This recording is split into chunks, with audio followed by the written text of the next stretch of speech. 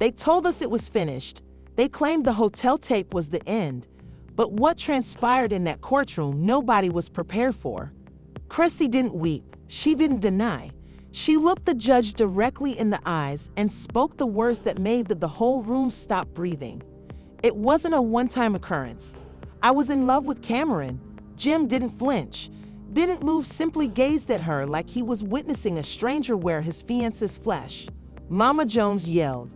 The judge lowered his pen, and Camron leaned back in the corner, arms crossed, as if he already knew what she was going to say.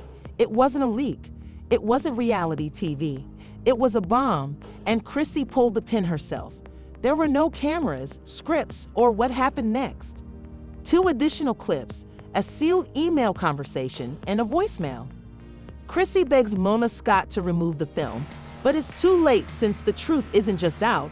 It's playing in 4K, and believe me, what she admits next will transform everything you thought you knew. Back in the courtroom, Chrissy stood up, hands trembling, mascara smeared, lips shaking. That made the world halt. The court had just asked Miss Lampkin a basic question under oath. Is there anything more you want to divulge before we continue with the evidence? Nobody expected her to say. Chrissy adjusted the microphone, cleared her throat, glanced across at Jim, and dropped. The revelation was so raw and unexpected that it immobilized half the room. It wasn't just emotional. It wasn't simply a mistake. I was in a relationship with Camron, not a hookup or a fling, but a full-on, and she said it as if Jim didn't say anything, as if remorse wasn't eating her anymore since it had already eaten everything else. He simply sat there like someone disconnected the guy altogether. 1 second, he was Jim Jones of Harlem, Kingpin, the Dipset legend, the devoted ride or death. Then he was simply another person in a courtroom being roasted by the lady he built an entire company on. You could hear a pin drop. Even the court clerk Camron sat 2 rows behind sunglasses inside with his head slightly inclined, as if he spotted a ghost. Knew this moment was coming. Maybe he did. Maybe this was the plan all along. Let's not pretend come out of nowhere. The indications were there. That USB clip cam leaked last month wasn't simply a sneak look. Chrissy, wearing a sweatshirt, sneaks inside the Marin Hotel at 9:13 p.m. Reggie opens the door with wine glasses, slow music, and a pillow, discussing drowning in someone else's life. But what made the Chrissy's voice stating Jim still thinks I met made the internet go insane. Cousins, he's so easy. Fast forward to today, and we're realizing it wasn't. Even Reggie was at the motel. That was Camron. Chrissy just sat there on the stand telling the world she was with him. The courtroom didn't burst, it froze. Mama Jones rose up so quickly that security had Chrissy didn't flinch as she gripped both of her arms and said, "You snake, you snake. You ruined my son." Even weep, she looked exhausted. Not sad, not remorseful, just done. She informed the court she was ready to produce her own proof, screenshots, trip records, and images from burner phones, only to prove what Cam already. She referred to it as the unfinished truth, as if it were a narrative she was now ready to share. That's when things became worse, because Jim's lawyer, who had been quiet the whole time, stood up and leaned forward mic and said, "Your Honor, based on this new admission, we want to submit an instant motion for fraud, emotional abuse, and brand sabotage." Sabotage, let's speak about it. This wasn't simply a cheating scandal, but a corporate catastrophe, since the Jim and Chrissy machine was not only built on love, it was also monetized via VH1 specials, spin-offs, brand partnerships, and a podcast. Cameos, apparel, wedding rumors that sold out interviews like tickets, and now it's all falling because of the foundation. Was phony because the lady Jim called his day one was leaking secrets to his opponent under oath in court. So how did we get here? Insiders claim it didn't start with Reggie or Cam. It began with Chrissy felt ignored. She wanted greater influence over the story and more authority in the business. She allegedly informed producers, "I'm not here to be his accessory. I'm building mine." And that's when Cam re-entered the scene. Whether you feel it was retribution, consolation, or simply Chrissy's relationship with Camron was not a one-time rebound. According to court documents, there were 8 Chrissy reportedly saw Cam discreetly or many times during a 2-year period, including hotel check-ins. Cam's legal team claims he now has 2 unregistered flights, meal reservations, and a USB drive. More videos, including a recorded voicemail in which Chrissy phones Mona Scott directly and says Cam can't know he'll use it. Please make sure the video is erased. Oh, and don't forget Cam leaked.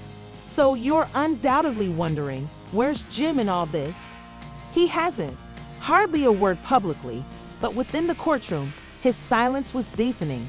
Witnesses said his hands were trembling under his lawyer gave him a stress ball, and he never made eye contact with Chrissy throughout her whole testimony, and honestly, how could he? This isn't just treachery, this is surgical sorrow. Your fiercest adversary became your girl's safe haven, and the guy you previously toured with possessed secrets she wouldn't even reveal. At home, and now the world knows, but wait on. Just as Chrissy's testimony wound up, the judge inquired whether anybody else had. Camron's lawyer stood up, holding a brown folder. He walked forward and shouted 7 words that made everyone in the room freeze again. "We have additional video, which is dated." Camron's lawyer didn't raise his voice. He didn't need to. Those 7 words were enough to change the courtroom vibe like a breaker switch. "We have additional video and it's dated." The judge didn't flinch. "Submit it to the clerk," he stated quietly, but you could hear the stress tighten his neck. The bailiff moved like if he was walking. Bombed to the bench, and maybe he was, because as the folder touched the judge's palm, everyone realized this wasn't simply a sideshow anymore. This was a demolition, and Chrissy, she suddenly looked different. That blank gaze shattered, her mouth trembled, and her gaze sank to the floor, as if she already knew what was inside that envelope, because perhaps she recalled what she said on the recording. The judge opened the folder and took out a USB. He glanced at both legal teams and said, "I want this plate now, no delays." Cam's lawyer nodded. Jim's. The lawyer did not complain, but Chrissy's attorney was frantically whispering in her ear. She merely shook her head. "No, it is." "Okay," she said, "let it play." The projector screen was taken down, fired up, and what happened next? Silence, static, and Chrissy in a studio. Trailer hair wrapped, no makeup, sitting with someone off camera, calm, exhausted, honest, and her voice keen. "I'm not stupid. I know Jim is devoted," she continues, "but loyalty does not heal boredom. Cam makes me feel something, and Moma knows if this leaks, I'm off camera." The other voice responds. It's Yandandy Smith. "Girl, you're playing with fire. You know Cam hates him. You get caught. It's not just a controversy, it's war." Chrissy takes her drink and says it. The phrase that blasted a hole through the court. "I was caught once I talked my way out, but next time I won't lie." The screen goes black and the court freezes. Jim doesn't move, and his lawyer seems to have been deprived of air. His lungs, the court dead silent, and Mama Jones crying. This was not the wild, furious sort from before. "Heretic," she mumbled beneath her breath. She understood what she was doing. Chrissy simply sat there, hands her face blank, as if she already accepted her part in this narrative. But it wasn't finished, because the judge turned, approaching her, and questioned, "Manon, are you speaking in this footage?" She nodded. "Yes, sir," he questioned again. "And this is from an unedited love and hip-hop trailer shot on set?" "Yes," she responded, this time without hesitation. The court then went to VH1's legal representative. Yes, they were in room now, sweating, scribbling, talking into phones, and asked, "Why was this footage not submitted in the original subpoena request?" The VH1 lawyer hesitated. "We weren't aware it existed. It was captured by an off-schedule crew member and was not entered into our system." The judge arched an eyebrow, but Ms. Lannon and Miss Smith are plainly debating the probable consequences of leaked stuff, and they both recognize its existence. You could sense the barriers. Camron is closing in on everyone, still watching like it was a program he executive produced. Jim. Chrissy remained still, trapped in peaceful acquiescence. Then came the real kicker. Cam's lawyer stood up again. "One more thing, Your Honor." He added, "This is a voicemail dated 2 weeks before that footage sent by Ence Lampkin to N. Scott Young." A file was played, Chrissy's voice again, terrified, saying, "Mona, I warned you that if Jim finds out that the whole season has been damaged, Cam won't know, and he'll exploit it. I need you to manage that." Room footage. Reggie swore it was deleted. "You guaranteed the courtroom lost it." A guy in the gallery practically rose up and yelled, "She used Mona as a fixer." The court blasted the gavel order. In the court, it took 3 minutes to get everyone quiet again, and by then, the harm had already been done. Wasn't just about cheating anymore. This was a cover-up, a manipulation of production, and an effort to ruin evidence amid an ongoing court dispute. VH1's lawyers seemed to be witnessing his career flash. Before his eyes, Jim stood up. No one anticipated that. His lawyer attempted to stop him, but he shrugged him aside. He glanced, everyone took a deep breath, stepped 3 steps closer, and quietly questioned Chrissy. Was any of this real? The question lingered in the air like fog. Chrissy's lips parted. She blinked, and the quiet was louder than a slap. Jim nodded once, turned, and went back to Jim, sat down at the table, and his lawyer muttered something in his ear. He didn't respond or flinch. He took out a paper and presented it to his lawyer. "Your Honor, Mr. Jones would like to make a motion to countersue Miss Lampkin for emotional anguish, willful deceit, and brand fraud." The court seemed surprised. "You're filing now?" the lawyer said. "Yes, today." But the courtroom was not done delivering surprises, because just as the judge was ready to break for recess, a clerk walked in with a sealed package. "From Homeland Security," he stated softly. The courtroom was puzzled. "Homeland." The judge opened it and read it quietly before looking up, face lifeless. "Severe, this court has been told that Ence Lampkin is also under investigation for obstruction." And Chrissy's attorney said the material discussed in earlier sessions is related to an ongoing charity fraud prosecution. Leaped up objection. "This is beyond the scope of this case." The judge was not having it. "We'll break for 30 minutes, but we shall confront this disorder. Absolute anarchy." Mona Scott's squad seemed to be ready to evaporate into thin air.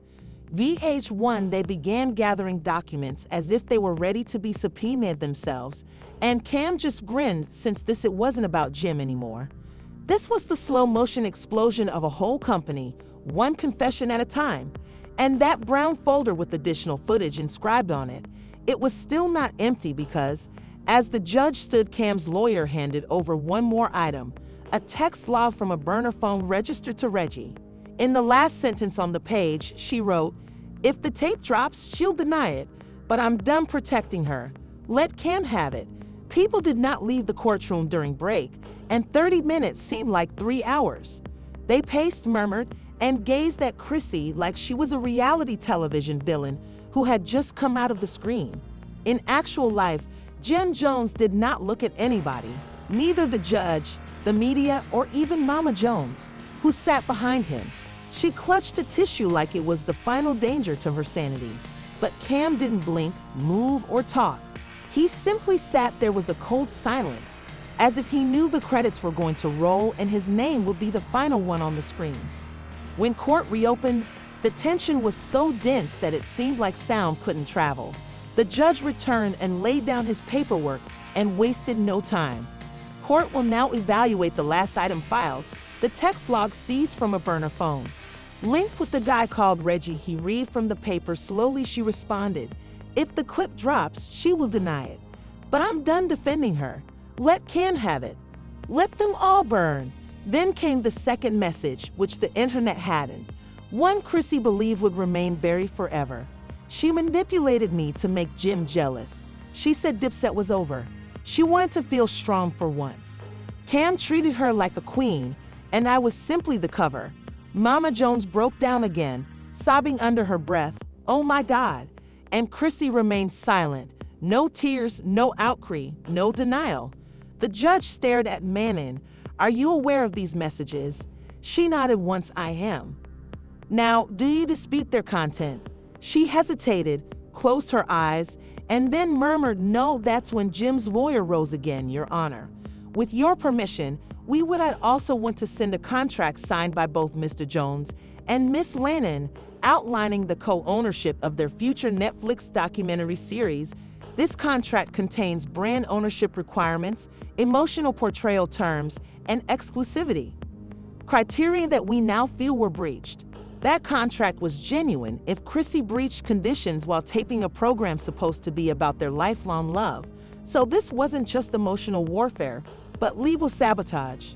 The judge scanned the contract and asked Lampkin, "Were you engaged with Mr. Giles, Mr. Camron throughout the preparation and advertising of this series?" Chrissy took a big breath and spoke the statement that made this entire trial historic. "Yes, I was, and I knew if Jim found out, would all come apart." There it was. No more hearsay, no more grainy film, no more speculations. Straight from her lips, the affair with Camron began before the series was proposed, before the trailer, and before the reunion special. She sobbed about wanting to grow together. She lied on television in court to a guy who once claimed, "Chrissy saved my life." Jim didn't react, he just whispered, "I knew it." To no one in particular. Then he strolled out. No security, no publicist, no statement. A guy walked away from the devastation of a life he believed was genuine. The court asked for a 5-minute break, but for VH1, it was already too late. Within minutes of Chrissy's complete confession reaching the press, sponsors began dropping out. Emails leaked. Screenshots from internal group talks among producers appeared online. One message claimed, "Mona's ghosting everyone. I believe she has finished." Another read, "If this footage gets online, we're looking at class action lawsuits." And then came the knockout, a former VH1. "You don't understand. This wasn't simply a spectacle. It was orchestrated anguish. They created Jim believe in love for the sake of camera angles, and Chrissy played along till she didn't have to." By evening, the SARS Chrissy confession hashtag had reached 7 million views. Clips of her story flooded TikTok, layered with sorrowful music, glitchy edits, and subtitles like "She wanted fame, he wanted forever." Cam lived the same night in a black hoodie with low illumination, and "I told you she wasn't built." He then logged off, and the tape accumulated 3 views. 2 million views in under, and Mona Scott eventually broke her silence with a 2-sentence press statement. "I was unaware of Miss Lampkin's. Behind the scenes, I am helping with all ongoing legal inquiries, but no one believed her since suddenly producers, assistants, and interns were creeping out of the woodwork dumping tea spills." Emails disclosed deleted sequences, one of which is a chopped clip from Netflix. Sequence where Jim asks Chrissy point blank, "Do you still love me?" And she, more than anything, admirers believe she glanced left after she said it, as if she was looking for a cue like it was not genuine. Even worse, the editor of that program revealed they edited out the following phrase. Chrissy stopped and murmured off camera, "I hope that's enough for now." The phrase altered everything. Suddenly, the love tale defined VH1's ride or die branding was useless.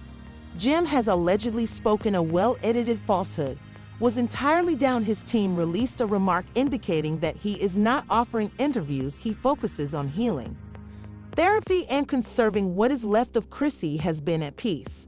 Silent, no postings, no press, no denial. One peaceful Instagram tale for the night. After the judgment, black backdrop white, the inscription read, "You may love someone and still shatter them." The internet wasn't having it. Comments rushed into delete. "Jim deserved better, and Cam exploited you. You allowed him and Cam." He has supposedly secured a distribution agreement for a documentary series titled The Footage They Tried to. In the teaser trailer, there is one. Chrissy's face is frozen in mid-sentence. "If this gets out, Jim's going to abandon me." Cut to darkness. Cam's voice. "I discovered the conclusion of the trailer for the whole series. Releases next month," and VH1 remains mute because the court didn't just hear a confession, the world did, and now no one is watching the show. They're witnessing the consequences.